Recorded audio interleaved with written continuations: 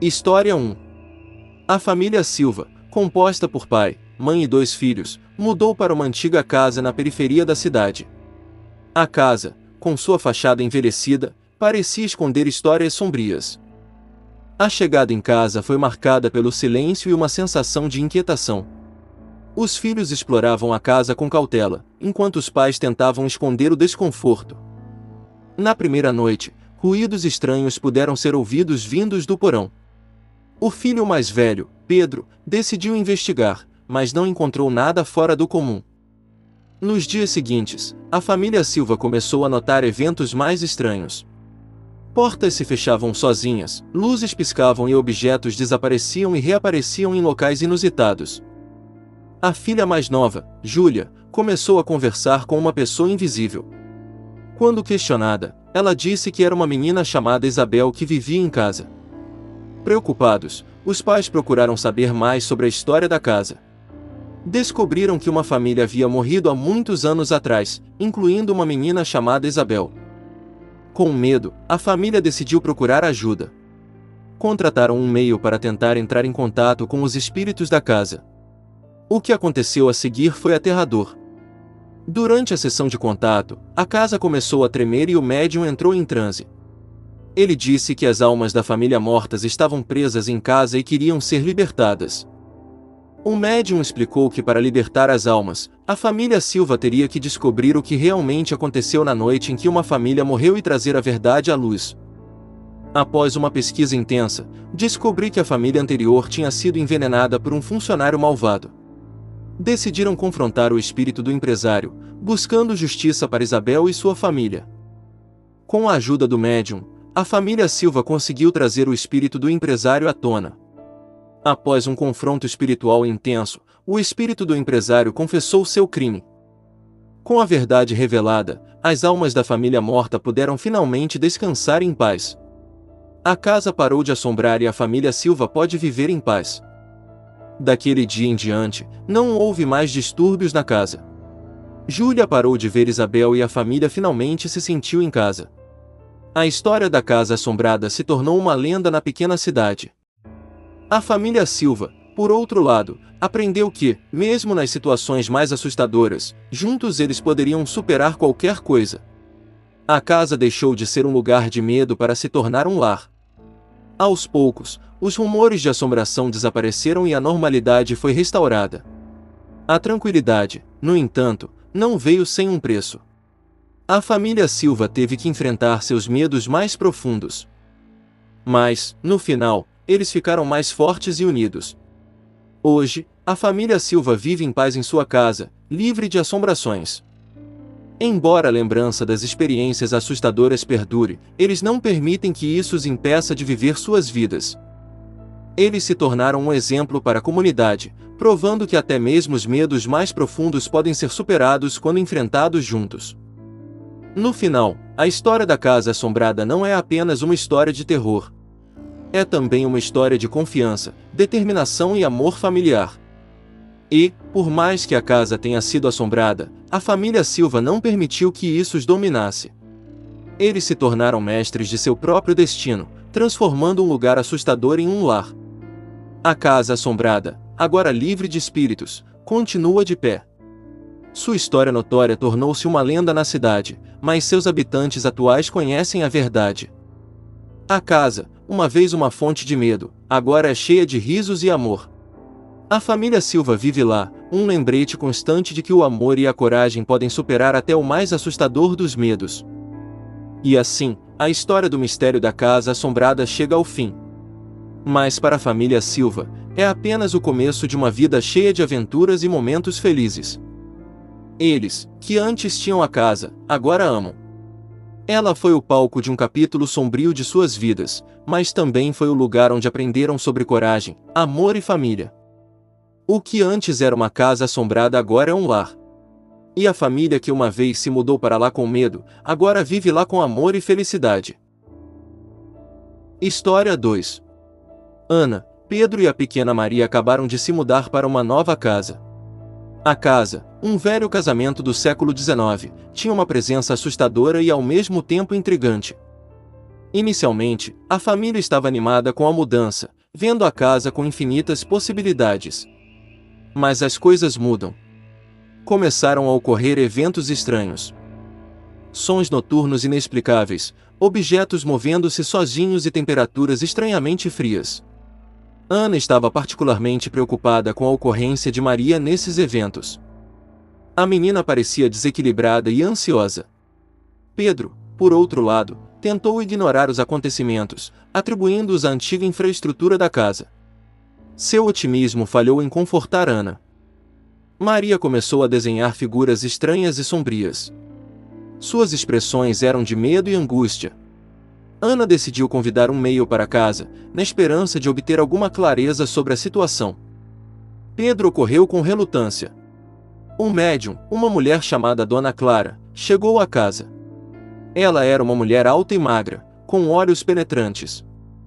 Dona Clara começou a sessão concentrando-se profundamente e murmurando palavras inaudíveis. A atmosfera era pesada. De repente, Dona Clara pareceu entrar em transe, falando com uma voz que não parecia a dela, contando uma história de horror. A casa, ao que parece, tinha sido o cenário de um massacre horrível no início do século XX. Um segredo terrível guardado nas paredes e corredores. Ana e Pedro olharam horrorizados para Dona Clara, enquanto esta revelava a verdade sobre o lugar onde agora viviam. A repercussão foi forte para a família. Apesar de aterrorizados, eles sabiam que tinham de enfrentar essa situação.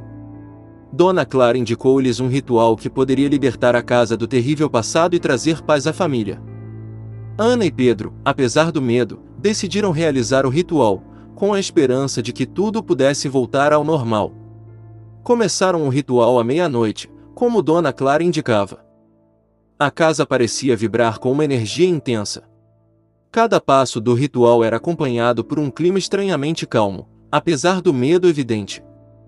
Maria, ao ver seus pais realizando o ritual, sentiu-se aliviada e esperançosa. Entendeu que estava uma tentativa de protegê-la. Ao terminar o ritual, a energia pesada que invade a casa parece se dissipar, deixando uma sensação de tranquilidade. Dona Clara confirmou que o ritual tinha sido um sucesso. A família poderia agora viver em paz em casa. Nos dias seguintes, os eventos estranhos cessaram, a casa parecia mais leve e uma estranha paz pairava no ar. Maria voltou a ser uma menina alegre de sempre, criando desenhos coloridos e brincando alegremente pela casa. Ana e Pedro sentiram-se aliviados, vendo em Maria a confirmação de que tinham feito uma escolha certa ao realizar o ritual. A lembrança do terrível segredo da casa começou a se esvair, enquanto a família começou a fazer memórias mais felizes em sua nova casa. A família, agora em paz, vive seus dias sem o medo constante que os perturbava antes. A casa já não era mais um lugar assombrado. Ana, Pedro e Maria aprenderam que, mesmo nas situações mais aterrorizantes, a coragem e a união da família podem superar qualquer obstáculo. A casa, uma vez terrivelmente assombrada, agora tinha uma nova história para contar. Uma história de uma família que enganou o medo e ganhou. Mesmo quando Maria crescia e se lembrava dos acontecimentos assustadores, ela agora via a casa como um lar seguro, cheio de boas memórias. Ana e Pedro sempre se lembrarão do desafio que tiveram que enfrentar e como superá-lo juntos, mais fortes como família. A casa assombrada, uma vez sinistra e assustadora, tornou-se o lar amado de uma família unida, forte e ardente. História 3. A família Costa se mudou para uma mansão aparentemente perfeita, localizada em um bairro nobre e tranquilo. A casa, grande e elegante, parecia um sonho se tornando realidade. Logo na primeira noite, eventos estranhos podem ocorrer. Sons inexplicáveis ecoavam pelo corredor e objetos se moveram sozinhos. No dia seguinte, a família decidiu explorar a mansão. Ao entrarem no sótão, encontrei um diário antigo, empoeirado e desbotado pelo tempo. O diário transmitiu a um antigo proprietário da casa, que contava histórias aterrorizantes sobre uma maldição que assombrava a mansão. A família Costa, embora assustada, decidiu não levar as histórias do diário a sério. No entanto, as coisas começaram a se tornar cada vez mais sinistras. A cada dia, a mansão parecia mais sombria e fria. Vultos estranhos começaram a aparecer, e os filhos assustadores se tornaram cada vez mais frequentes. Em uma noite particularmente aterrorizante, uma figura sombria apareceu na frente da família. A figura parecia ser a de uma mulher, que os observava com olhos vazios. A família ficou assustada, mas também determinou enfrentar o que quer que estivesse hospedando a mansão. Eles decidiram buscar ajuda de um especialista em especificações paranormais. O especialista, um homem idoso e experiente chamado Dr. Silva, especificamente em ajudá-los. Ele chegou à mansão com uma série de equipamentos estranhos. Após uma noite inteira de investigação, o Dr. Silva confirmou a existência da maldição. Ele explicou que a única maneira de quebrá-la era encontrar um objeto específico. O objeto era um antigo amuleto que pertencia à mulher que agora assombrava a mansão. A família Costa, então, começou a procurá-lo. Após uma busca intensa, eles finalmente encontraram um amuleto escondido em um compartimento secreto na parede da sala de estar. Eles entregaram o amuleto ao Dr. Silva, que realizou um ritual para quebrar a maldição. A figura sombria apareceu uma última vez, mas depois desapareceu. A hospedagem, que antes era fria e sombria, agora parecia mais quente e acolhedora. Os filhos estranhos e os vultos estranhos desapareceram. A família Costa conseguiu, finalmente, viver em paz na mansão. Eles agradeceram ao Dr. Silva por sua ajuda e prometeram nunca mais subestimar as histórias de fantasmas.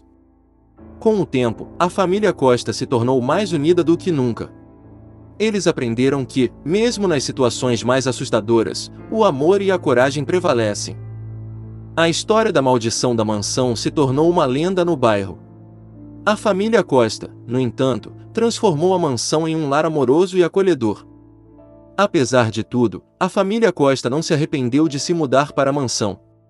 Eles transformaram uma experiência assustadora em uma história de coragem e amor. Eles aprenderam que, por mais assustador que seja um lugar, ele pode se tornar um lar com amor e união. E assim, a maldição da casa assombrada foi quebrada.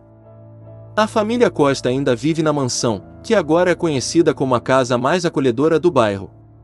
E, embora às vezes ainda ouçam ruídos estranhos, eles apenas riem e continuam a viver felizes. História 4. A família Silva tinha acabado de se mudar para uma imponente e antiga mansão no topo de uma colina.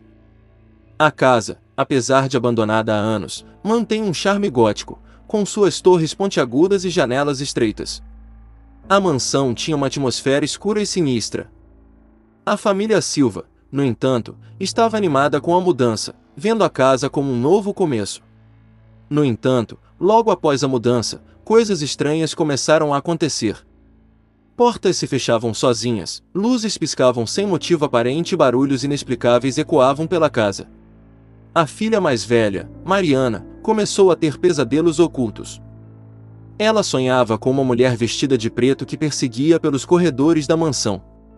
Seu irmão mais novo, João, também começou a agir de maneira estranha. Ele conversou com alguém que ninguém mais conseguia ver e passava horas sozinho nos quartos vazios da mansão.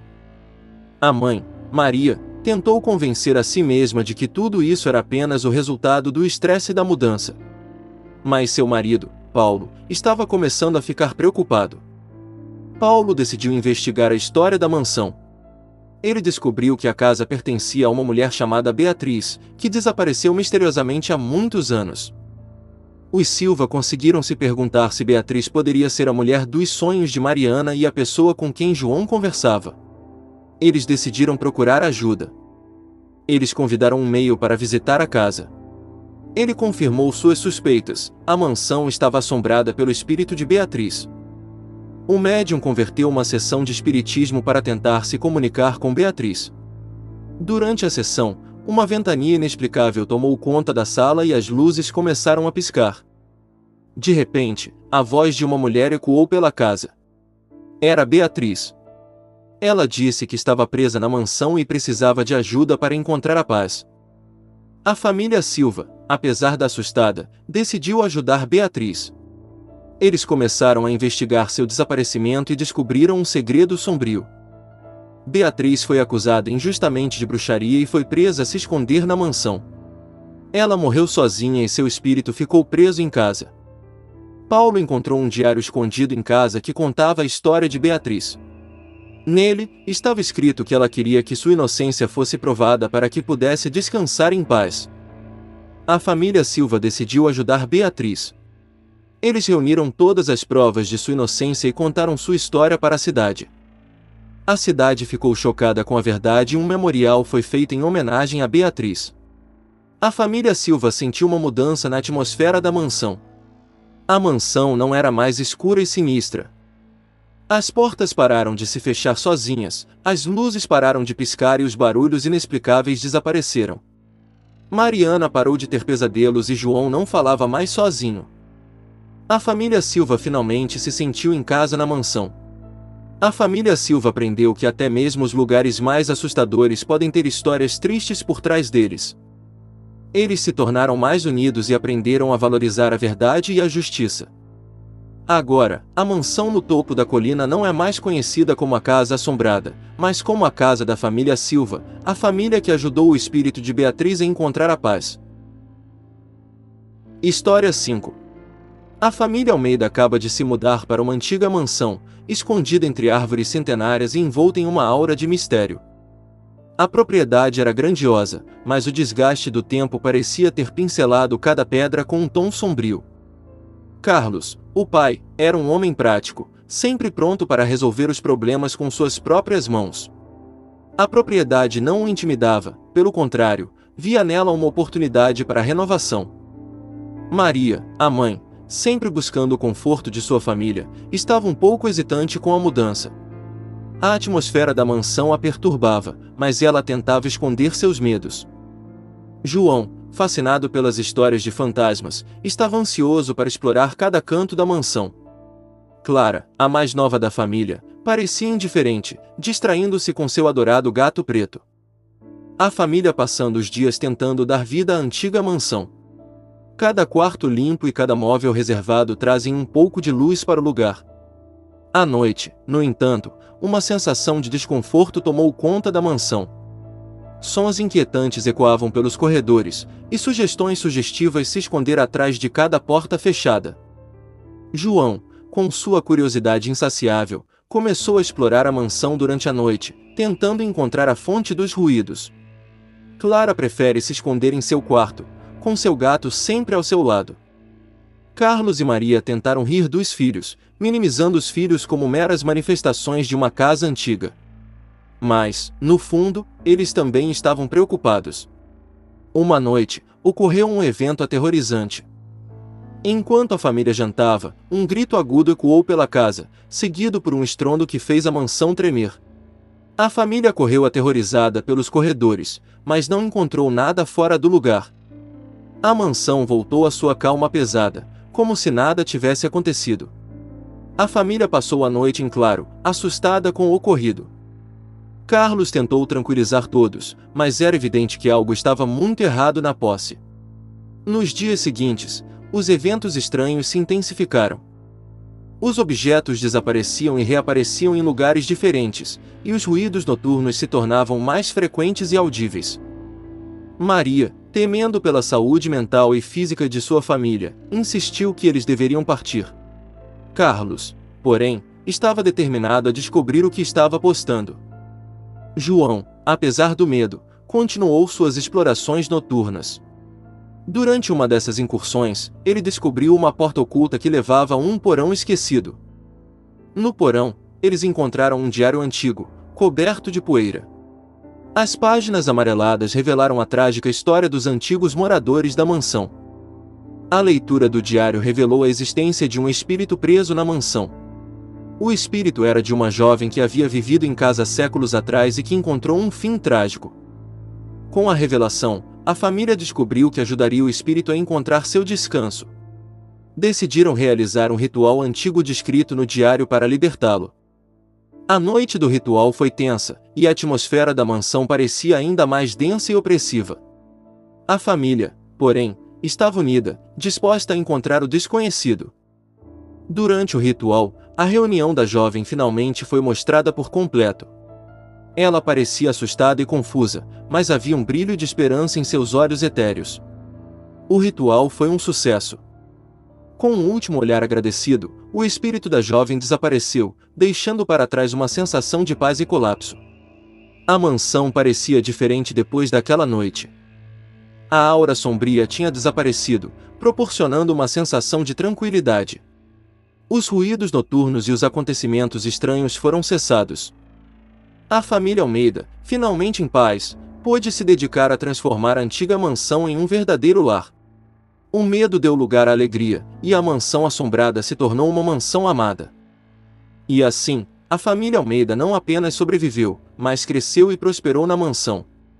Eles aprenderam que até nos lugares mais assustadores, podem se encontrar amor e união. Todos os anos, na noite do ritual, a família acende uma vela na memória do jovem espírito. Esse pequeno ato simbolizava a gratidão, o respeito e a coragem da família Almeida. E assim, as antigas acomodações assombradas se tornaram um lugar de felicidade, onde risadas ecoavam pelos corredores e amor era compartilhado. A mansão aterradora se transformou no abençoado lar da família Almeida. História 6. A família Silva estava ansiosa para se mudar para uma nova casa, uma antiga propriedade exclusiva na periferia da cidade. A mudança representava um novo começo, longe da vida agitada do centro urbano. No entanto, ao chegarem, notaram algo estranho. A casa parecia emitir uma aura misteriosa e um tanto assustadora, como se estivesse sussurrando histórias antigas e esquecidas. No primeiro dia, enquanto exploravam a nova casa, os filhos, João e Ana, notaram coisas estranhas. Portas e janelas se abriam e fechavam secretamente, e às vezes, ouviam passos quando ninguém estava por perto. Apesar do medo, João e Ana resolveram investigar os acontecimentos estranhos. Sua curiosidade era mais forte que o medo. Eles visitaram todos os cômodos da casa, buscando explicações. Durante a noite, a atmosfera da casa tornou-se mais pesada. Sussurros e gemas ecoavam pelos corredores, e os retratos nas paredes obviamente ganhavam vida, com olhos seguindo cada movimento. Os pais, Carlos e Maria, inicialmente não acreditaram nas histórias dos filhos. Riram dos relatos e atribuíram tudo à imaginação fértil dos adolescentes. No entanto, as coisas começaram a mudar. Carlos começou a notar que objetos estavam mudando de lugares sozinhos. As chaves de casa, o controle da TV, até mesmo suas roupas começaram a desaparecer, para reaparecer em lugares inusitados. Maria, por outro lado, começou a sentir uma presença estranha em casa. Ela sentia como se alguém estivesse sempre observando. Uma sombra passando rapidamente pelo canto do seu olho, mas quando olhou, nada estava lá. A família Silva começou a ficar realmente assustada. Eles não puderam ignorar as ocorrências estranhas que estavam acontecendo. Decidimos então procurar ajuda. Chamaram um especialista em especificações paranormais, o Dr. Lúcio. Ele era conhecido por resolver assuntos do além e garantir a paz de volta às famílias assustadas. Dr. Lúcio realizou uma série de rituais na casa e concluiu que a casa estava, de fato, assombrada. Ele contou à família que uma casa era habitada por um espírito irrequieto que precisava encontrar a paz. A família Silva, determinada a ficar na casa, decidiu ajudar o espírito a encontrar a paz. Eles seguiram as recomendações do Dr. Lúcio e com o tempo os eventos estranhos começaram a diminuir. No entanto, um dia, quando estava no jardim, Ana encontrou um medalhão antigo enterrado. Ao tocá-lo, uma força invisível a empurrou, fazendo-a cair. A atmosfera na casa mudou radicalmente.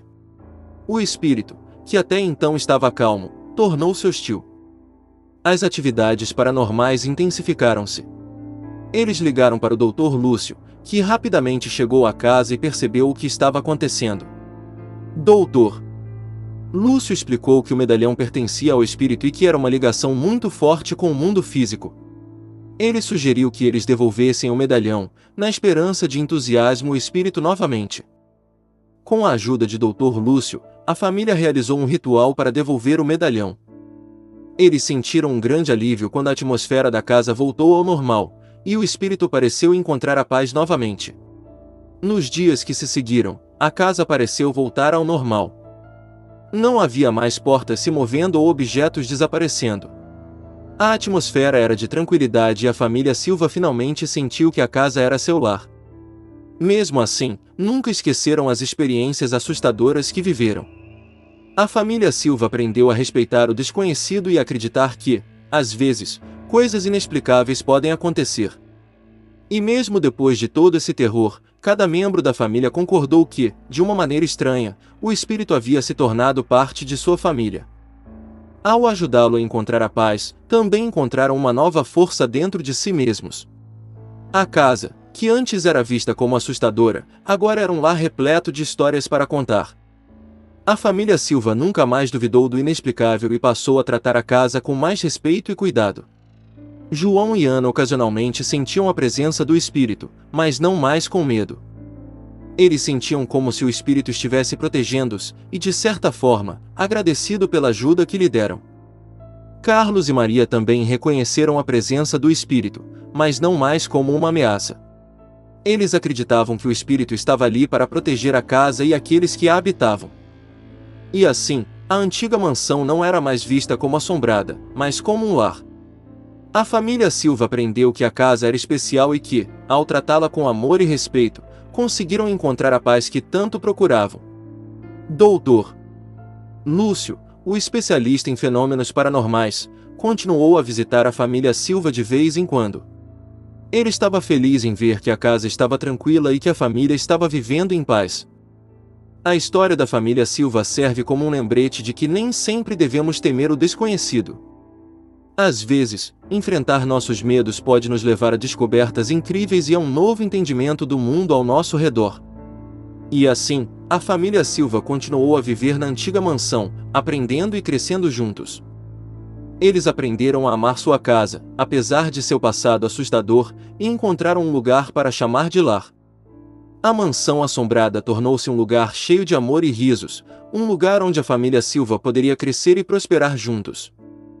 E, em sua própria maneira única, eles ainda sentiam a presença do espírito, cuidando deles. Eles aprenderam que todos os lugares têm uma história, e às vezes essa história envolve o inexplicável. Mas, ao confrontar o desconhecido, eles foram capazes de transformar uma velha casa assombrada em um lar caloroso e amoroso. Quem visitasse a casa Silva hoje em dia, jamais imaginaria as histórias e mistérios que ela guarda. À primeira vista, é apenas uma casa antiga, um tanto isolada da cidade, mas para a família Silva, é muito mais do que isso. É uma casa cheia de histórias, de risos e amor. Uma casa que não é apenas um lugar para se viver, mas também uma casa que vive. Uma casa que não abriga apenas a família Silva, mas também o espírito pacífico que eles ajudaram a encontrar a paz. Assim, a história da família Silva e do pesadelo na casa assombrada é uma lição para todos nós. Uma lição de coragem, amor e respeito pelo desconhecido. E uma lição de que cada casa, por mais assustadora que possa parecer, pode se tornar um lar. Hoje, a família Silva vive em paz e harmonia na antiga mansão. A casa continua a viver, cheia de amor e risos, choques e sustos, mas acima de tudo, cheia de vida. E sem dúvida, é o melhor lugar onde a família Silva poderia chamar de lar. E, apesar de tudo, a família Silva não mudaria nada.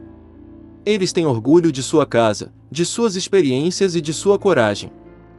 Eles aprenderam que o amor e o respeito podem superar até mesmo o mais terrível dos pesadelos. E assim, a antiga mansão, uma vez assombrada, agora é um lar. Um lar para a família Silva e para o espírito que eles ajudaram a encontrar a paz. Uma casa que, à sua maneira, está cheia de vida. E essa é a história da família Silva e do pesadelo na casa assombrada. Uma história que nos ensina sobre coragem, amor e respeito. Uma história que nos lembra que, mesmo nas situações mais assustadoras, podemos encontrar a paz e o amor. Agora tudo é silêncio. Clara não se move, não pode fazê-lo. É um ser sem vontade própria, envolto pela escuridão que o acolhe. Nada vê. Mas todo o seu corpo está à espreita, aguardando, pressentindo. Clara deu uma risada nervosa quando ouviu a insistência de Clarice ao telefone. Eles fazem questão de que você vá. Querem que você conheça o sítio mal-assombrado. Mas... você tem certeza de que vai ter lugar para todo mundo? Indagou. Sabia que Clarice iria com os 2 filhos. Ela mesma teria de levar seu menino, pois o ex-marido estaria viajando no fim de semana. Contando com os donos do sítio e mais um casal convidado, que ia com o filho adolescente, seriam ao todo 10 pessoas. Talvez fosse melhor nós irmos num fim de semana em que eles não tenham outros convidados, argumentou. Não seja boba, Clara. Tem lugar, sim. Senão eles não teriam insistido tanto. Não adianta vir com desculpas. O que há? Está com medo? Claro que não. Você sabe muito bem que eu não acredito nessas coisas, retrucou. Não, não era medo. Sentia uma inquietação. Sim, estava inquieta, tinha de admitir. Como se pressentisse a aproximação de um perigo. Mas sabia que isso era uma bobagem. O que poderia vir, afinal? Seu filho, Pedro, de 7 anos, estava louco para ir. E ela própria ficará curiosa com as histórias de fantasmas. Vinha ouvindo as tais histórias havia meses, desde que conhecera Clarice.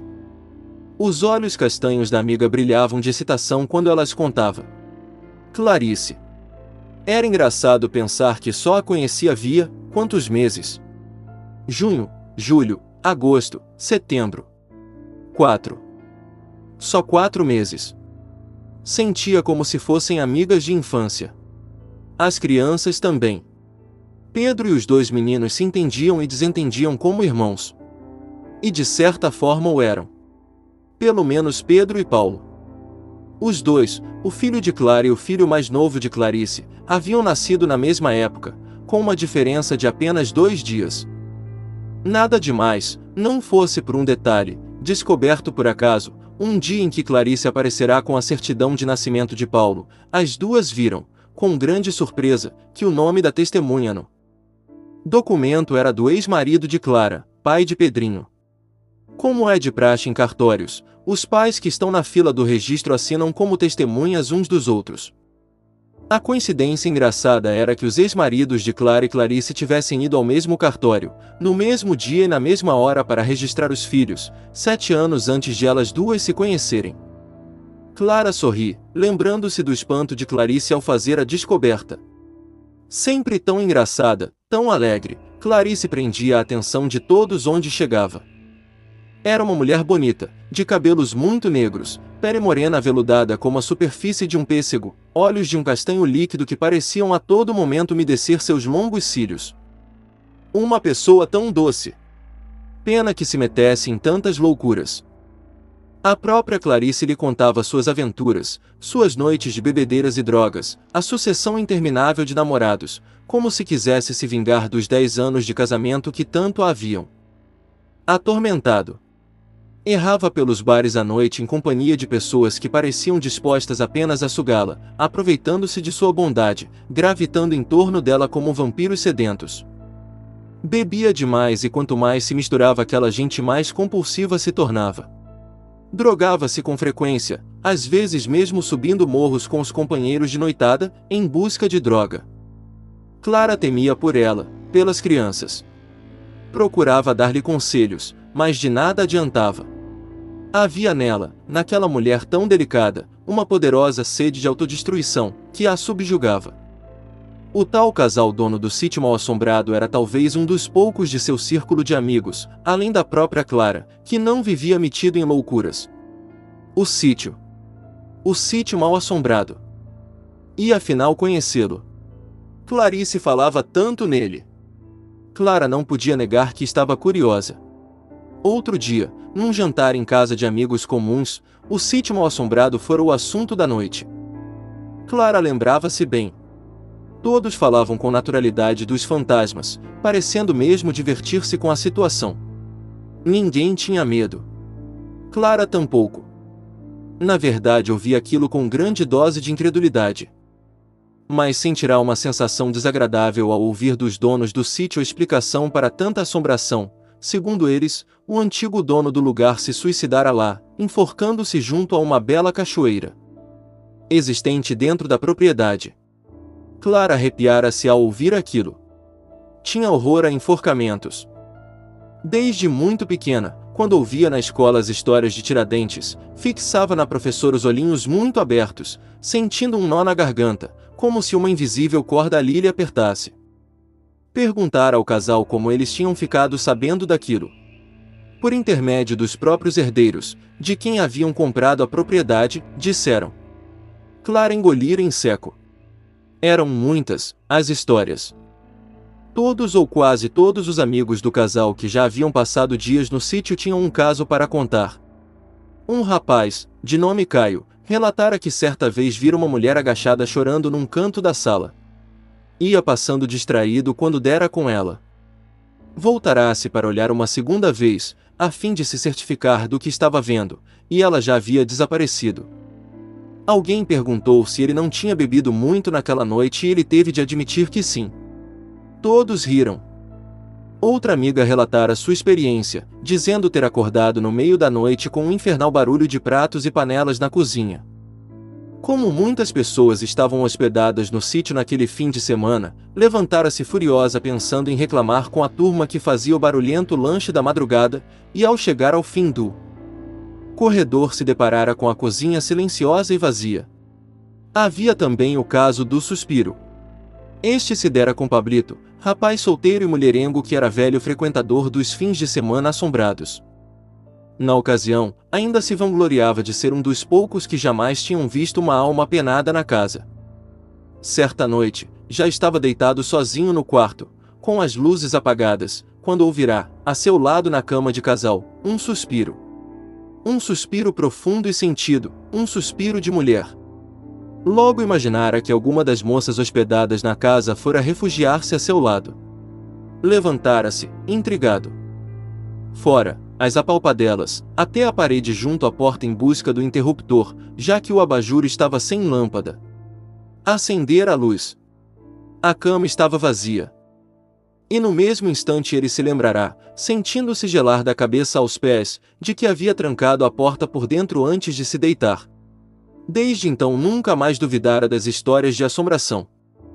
Clara ouvirá aquelas histórias com curiosidade mais, por um motivo ou por outro, fora adiando a ida ao sítio. Agora, ao que parecia, chegará a hora. Tempo de enfrentar os fantasmas, pensou, com um sorriso de incredulidade. Dali a 3 dias. Já lhe tinham dito que o sítio era um local belíssimo, encravado num vale em meio a montanhas, mas Clara se surpreendeu. Que lugar! Assim que os carros deixaram a Rio Petrópolis, tomando à direita um caminhozinho de terra, todo esburacado, ela sentiu como se penetrasse em um mundo intocado pelo homem. O caminho de terra, que só dava passagem para um carro de cada vez, cortava a mata fechada, com cipós pendurados. Nas margens, tapetes de Marias sem vergonha e no ar um cheiro penetrante de folhas apodrecidas. Era úmido ali. A mata quase se fechava sobre a estradinha. Como ainda havia muita névoa, o caminho se tornava mais sombrio. Fazia frio, muito frio. Fecharam as janelas.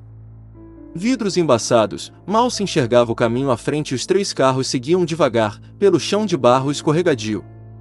Risadas nervosas cortavam o silêncio. De repente, Clara viu surgir o vale à sua frente, deslumbrante. Era um descampado cheio de sol, cercado de montanhas sombrias por todos os lados. A trilha úmida terminava de repente, desembocando em toda aquela luminosidade que quase cegou. Saltaram. A casa, daquelas antigas, com varandões em arco e janelas pintadas de azul colonial, ficava a um canto, junto a um imenso flamboyant. À frente, estendia-se o gramado, salpicado por troncos com bromélias e alguns arbustos. Era um vale descarnado em meio às montanhas cobertas por mata fechada, num lindo contraste. Não parece uma casa mal assombrada, comentou Clara. Clarice sorriu, sem nada a dizer. E a amiga do casal, mãe do adolescente, dando de ombros, de noite é que vamos saber. A primeira coisa que fizeram, depois de deixar a bagagem nos quartos, foi sair para conhecer a cachoeira, o lugar mais bonito do sítio, pelo que todos diziam. Do lado esquerdo da casa, havia uma pequena trilha na mata que levava até lá. Um caminho menos sombreado do que a estrada de carro. Ali, a luminosidade penetrava pelo trançado das folhas. Junto à trilha, grandes touceiras de colônias, lírios e xaxins formavam a vegetação. À medida que caminhavam, Clara sentia como se a mata os envolvesse, com seus cheiros de flores e terra úmida, seus murmúrios e zumbidos que se fundiam em uníssono, como uma respiração. Caminharam assim durante algum tempo, até que começaram a ouvir o som das águas. Chegavam ao fim da trilha. A pequena clareira, ornada pelas pedras do regato, foi o ponto onde todos pararam, hipnotizados pela beleza do lugar. A cachoeira era um santuário. Um fio de água se despejando sobre um laguinho verde escuro, pequeno e gelado, como um cenário de cinema. Era tudo tão perfeito, tão harmônico e bonito, que o primeiro pensamento de Clara foi que era difícil entender como alguém podia se matar num lugar assim. Arrepiou-se ao pensar nisso. Ficou por um tempo sentada sobre uma pedra limosa, olhando toda aquela beleza. Depois tomou coragem e mergulhou na água cor de esmeralda.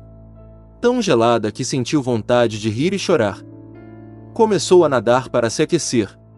Nadou em direção à queda de água. Quando já sentiu os respingos gelados sobre sua cabeça, parou de nadar e olhou para cima. A água parecia fumaça de gelo seco.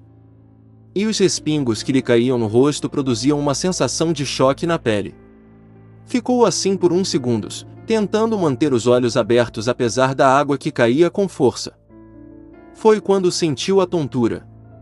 Uma tontura tão forte que precisou se segurar na parede de pedra para não afundar. Agarrou-se a ela, respirando fundo, os olhos arregalados, com a sensação de que ia desmaiar. Procurou acalmar-se. Sabia que não havia perigo, já estava passando. E depois todos estavam ali, nada de mal lhe poderia acontecer. Com o coração batendo forte, nadou de volta para a parte rasa. Chegou ofegante. Está fora de forma, hein? Brincou alguém. Clara deu um sorriso sem graça, foi o frio. Quando a água ia ficando cada vez mais gelada e as crianças já começavam a reclamar de fome, decidiram que era hora de voltar. Tomaram outra vez a trilha estreita, um atrás do outro, por entre as árvores. Clarice ia bem à frente de Clara, sempre brigando com o filho, Paulo, que ameaçava embrenhar-se no mato a cada instante. De repente Clara sentiu o cheiro. Um cheiro doce e inconfundível de caju. Caju maduro, já meio pisado, quando dele escorre líquido, fazendo juntar mosquitos. Cheiro forte e gostoso, quente, que destoava da paisagem fria da montanha. Que engraçado, que cheiro de caju! Disse para Clarice, à sua frente. Ouviu com nitidez a resposta dela, embora Clarice não chegasse a se virar para trás. É ele.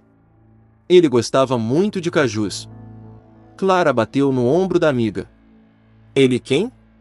Clarice virou-se e olhou para ela. O quê? De quem você estava falando? Insistiu Clara. Clarice franziu a testa, com ar debochado. Ficou maluca, é? Do que você está falando?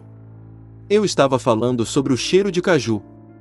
E você respondeu alguma coisa sobre alguém que gosta de cajus. Clarice olhou para ela, espantada. Eu? Eu não abri a boca. Disse. E depois de uma pausa. E além do mais, com o frio que faz nestas montanhas, não sei como você pode estar sentindo cheiro de caju. Um pé de caju aqui morreria congelado. A noite chegou muito fria, mas nada assombrada. Clara sorriu ao pensar nisto. Estivera inquieta todo dia, por causa dos acontecimentos estranhos na cachoeira, mas já quase se recuperara. A tonteira, claro, fora consequência do frio. Ou o estômago vazio, talvez. E o comentário de Clarice, bem, com certeza se enganara, ou virá errado.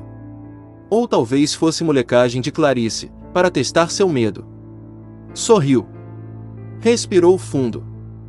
Precisava livrar-se daquele aperto no peito. O lugar era tão bonito, tudo tão agradável. Não havia razão para se sentir inquieta. Assim que a noite caiu completamente, todos foram até a varanda olhar o céu. Um céu de planetário. Fundo negro e estrelas, estrelas, estrelas, como só é possível ver num lugar assim. E em torno das montanhas, suas sombras imensas, silenciosas. Nenhum ponto de luz na mata, nada. Nenhum vestígio do ser humano. Depois do jantar, aquecidos por vários copos de vinho tinto, foram todos lá para fora. As crianças também, muito bem agasalhadas, pois o frio era cada vez mais cortante. Iam, por sugestão dos donos da casa, brincar de se pendurar no céu. Estenderam cobertores no gramado em frente à casa e se deitaram, depois de apagar todas as luzes. A brincadeira consistia no seguinte: cada um devia ficar deitado, de olhos fixos no céu, e tentar imaginar que estava em cima dele, pregado em uma abóbada e vendo o infinito a seus pés. Preso ali na crosta terrestre pela força da gravidade, como no brinquedo rotor dos parques de diversão. Clara sorria com excitação. Depois de alguns minutos imóvel ali, a sensação começou. Logo já era perfeitamente nítida. Sentia mesmo como se estivesse no alto, pendurada, grudada, com o céu lá embaixo. Era uma sensação deliciosa e surpreendente. Até as crianças pareciam hipnotizadas pela ilusão da brincadeira. Logo descobriram que quando alguém falava a sensação se perdia. E ficaram em silêncio. Ouviam apenas os grilos, os murmúrios da mata. Clara estremeceu com o frio, mas esforçou-se para se manter imóvel, sabendo que do contrário quebraria o encanto, perderia a sensação de euforia e domínio, de estar acima do céu, senhora do infinito. Era impressionante o silêncio. Parecia fechar-se cada vez mais em torno dela, denso, quase palpável. Ouvia os zumbidos da mata mais e mais fortes, de novo como uma respiração, como lhe parecerá na cachoeira. Teve de repente a sensação de estar só ali, apenas ela e as estrelas na noite silenciosa. E ao redor a mata, com seu zumbido que crescia, como se a espreitasse. Abriu muitos olhos, assaltada por um medo súbito, a nítida impressão de que ia cair. A vertigem outra vez. Isto não pode acontecer agora, não agora que está ali sozinha, pendurada na crosta da terra. Se não se agarrar com força, vai se desgrudar e despencar no infinito. Não. Senta-se, assustada. Todos se levantam e olham para ela. Ah, você estragou a brincadeira! Reclama uma das crianças. Clara se desculpa. Acho que cochilei e tive um pesadelo. Pouco depois entram. O frio já se tornará insuportável. Comentam a beleza do espetáculo, excitados ainda, como meninos saindo de um circo. Apenas Clara está quieta. Acendem as luzes a contragosto, com pena de macular com sua presença humana aquela noite primitiva e bela. Depois, sentam-se ao redor da mesa tosca, para jogar buraco. O frio os faz beber sem parar, sorvendo em grandes goles o vinho tinto de garrafão, acre, rascante. As crianças se divertem assando na lareira batatas doces envoltas em papel laminado, que depois comem com melado, entre gritinhos e sopros. O tempo passa. O jogo de buraco se arrasta, entre bocejos e esfregar de olhos vermelhos. Logo as crianças começam a cochilar nos sofás ao redor da lareira. No silêncio, ouve-se o crepitar da lenha, enquanto as chamas fazem dançar as sombras projetadas na parede. O velho cuco de madeira faz seu tic-tac seco, em meio ao lento arrastar das correntes que sustentam os pesos do relógio. Súbito, ouvem passos lá fora. Passos de alguém correndo em volta da casa, passadas rápidas e pesadas no cimento do passeio que circunda a construção. Entreolham-se, sem nada dizer. Clara franze o rosto. Levanta-se e já se prepara para abrir a porta quando a dona do sítio a retém. Aonde você vai? Ver quem está lá fora. Quem pode ser, com este frio? Indaga. É melhor deixar para lá, Clara. Já ouvimos isto muitas vezes. Procuramos simplesmente não dar importância. É isto. É melhor pensar que não ouvimos nada. E depois, não sei, talvez sejam os cachorros, diz a amiga. Clara senta-se, sentindo voltar o aperto no peito, na garganta. Cachorros. Tem certeza de que eram passos humanos? Não é possível. Devem estar querendo pregar-lhe alguma peça. Olhe em torno. Onde está Clarice? Teria sido ela? Clarice não estava na sala. Fora lá para dentro havia pouco e não mais voltará. Clara anuncia que está cansada, que não tem mais vontade de jogar. Levanta-se outra vez. Vai até o corredor, mas logo se detém. As portas entreabertas lhe revelam a escuridão dos quartos e um frio de medo lhe percorre a espinha. Decide entrar no banheiro, o grande banheiro de azulejos pintados, que fica à esquerda, logo no início do corredor. Acende a luz. Olha-se no espelho que toma quase toda a parede do banheiro. Chega mais perto, olhando-se. Decide retocar o batom, pois vê que seus lábios estão cada vez mais ressequidos pelo frio. Tira do bolso o batom que traz sempre consigo e começa lentamente a fazer o desenho dos lábios. É quando vê Clarice surgir às suas costas. Sorri para ela através do espelho. Mas Clarice está séria. Tem os olhos avermelhados, olhos de quem bebeu demais. Fica ali alguns segundos, em silêncio junto à porta. Clara encara com ar interrogativo, o bastão do batom parado no ar. Onde você estava? Silêncio. O que houve? Insiste. Clarice a olha com seus olhos líquidos. Você já sabe, não é? Clara franze o rosto, como quem não compreende. Sei o quê? Clarice sorri e leva aos lábios o copo de vinho que tem nas mãos. Sabe, sim, diz. E desaparece na penumbra do corredor. Clara entra na cozinha em busca de um copo de água, a boca subitamente seca. Encontra a dona da casa, guardando pratos. Ela percebe a inquietação de Clara e sorri com doçura. Você já sabe, não é? Já sei o quê? Clara récua. A história dos cajus. Clarice não lhe contou? Ela me disse que lhe contaria. Ah, não, ela não me contou, Clara retruca, confusa. Qual é a história dos cajus? Clarice me falou do cheiro que você sentiu na cachoeira, diz a dona do sítio. Não é a primeira vez que acontece, sabia? Houve outros casos. Um dia comentei com a neta dele, a que nos vendeu o sítio, e ela me disse que ele tinha verdadeira loucura por cajus. Era sua fruta preferida. Talvez seja por isso que, para mim chega. Corta Clara, com a voz alterada. Estou farta dessas histórias ridículas. E sai da cozinha, batendo com força a porta atrás de si. Na divisão dos quartos, Clara havia ficado com Pedro no cômodo ao lado de Clarice, que dormiria com os dois filhos. Só que, na hora de deitar, Pedro preferiu dormir com os outros meninos. E Clara acabou ficando com um quarto só para ela. Não se importou. Talvez fosse até melhor, pensou, pois assim conseguiria dormir até mais tarde. Já havia recuperado seu bom humor e até pedirá desculpas à dona da casa por sua irritação na cozinha. Afinal, tudo aquilo não passava de uma grande bobagem, não havia mesmo razão para se irritar. Olhou o quarto à sua volta. Era aconchegante. Tinha cortinas de babadinhos feitas em tecido xadrez azul e branco, igual ao forro da cama.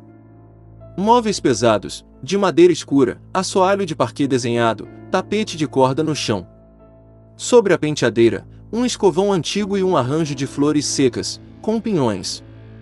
O abajur também tinha cúpula quadriculada, mas logo percebeu, desapontada, que não tinha lâmpada. Vendo a cama de casal, lembrou-se da história. Ouvirá quando Pablito, o amigo dos donos do sítio, descrever o quarto. Com certeza fora ali. Era aquele o quarto. O quarto dos suspiros. Seus olhos examinaram a cama vazia e pousaram nos travesseiros, primeiro um depois o outro, como se procurando adivinhar onde se deitara o fantasma. Mal conteve o riso nervoso ao pensar nisto. Devo ser muito impressionável mesmo, concluiu. Outra vez pensando bobagens. Encolheu os ombros e voltou a concentrar-se no abajur sem lâmpada, em dúvida sobre se valeria a pena ler com a luz de cima e depois ser obrigada a levantar-se para apagá-la. Decidiu afinal que não leria. Estava com tanto sono que não conseguiria ler mais do que 2 páginas do livro. Encostou a porta, apagou a luz e deitou-se. Logo seus olhos acostumaram-se à escuridão e ela percebeu a luminosidade que penetrava pela fresta embaixo da porta. Era a luzinha vermelha que a dona do sítio deixava acesa no corredor, para que as pessoas não se perdessem a caminho do banheiro. Sentiu um doce torpor envolvê-la. Vertigem? Suave vertigem de sonho, enredando a pouco, como um novelo de lã, macio e quente. Bruma, névoa. Vertigem. Suave vertigem de sonho, enredando a pouco, como um novelo de lã, macio e quente. Agora tudo é silêncio. Clara não se move, não pode fazê-lo. É um ser sem vontade própria, envolto pela escuridão que o acolhe. Nada vê. Mas todo o seu corpo está à espreita, aguardando, pressentindo. Súbito o silêncio é rompido por um rangido de porta e Clara sente seu corpo ser golpeado pelo sopro do ar frio. Está chegando. Seu coração para ao perceber a aproximação da presença assombrada. Ouve os passos imateriais, murmúrios, suspiros. Continua imóvel, como se a noite a atasse. De repente, sente o toque das mãos, primeiro em seu rosto, depois descendo lentamente pelo pescoço, pelos ombros.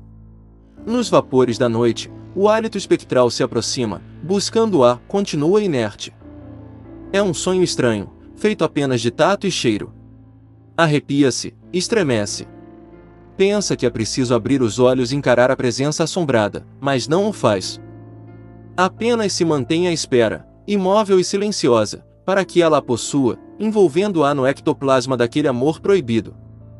A assombração, fantasma, espectro, fino tecido translúcido vindo de outro mundo, emergindo das sombras, para tomá-la. Tremendo de pavor e desejo, Clara se entrega. Está agora presa na teia mágica de longos fios, cabelos de seda com cheiro de almíscar que a encobrem e rodeiam, formando a doce tenda que abrigará o beijo, afinal. Sim, o beijo. Lábios carnudos e molhados que tocam os seus, primeiro suavemente, depois com mais e mais ardor, molhando, sugando, buscando, explorando-lhe a boca, sorvendo-lhe a língua, bebendo-lhes a saliva com louca paixão.